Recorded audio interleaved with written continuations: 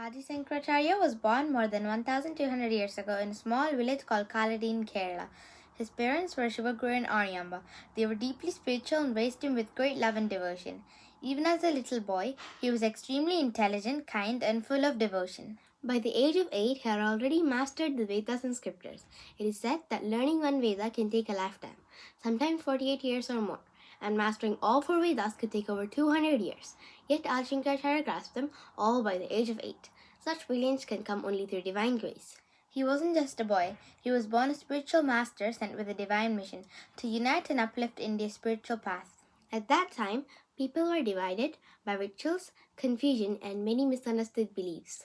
Adi Shankaracharya travelled all across India, from Kashmir to Kanyakumari, spreading his philosophy of Advaita Vedanta, which means there is only one supreme reality, and that is Brahman. He also taught that God is not far away, God is within us, and that true devotion comes from knowledge, not blind rituals.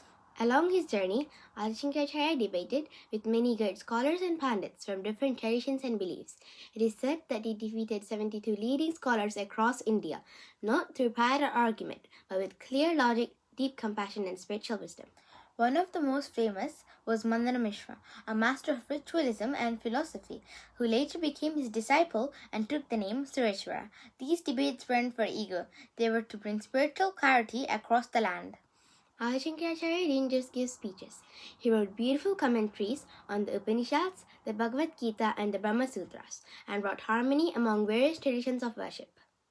He also established 4 mathas, monasteries, or spiritual centers in the 4 corners of India to spread his message. Sringeri Sharadapeetham in the south, Dwarka Sharadapeetham in the west, Govardhanapeetham in Puri in the east, and Jyotirmatha in Badrinath in the north.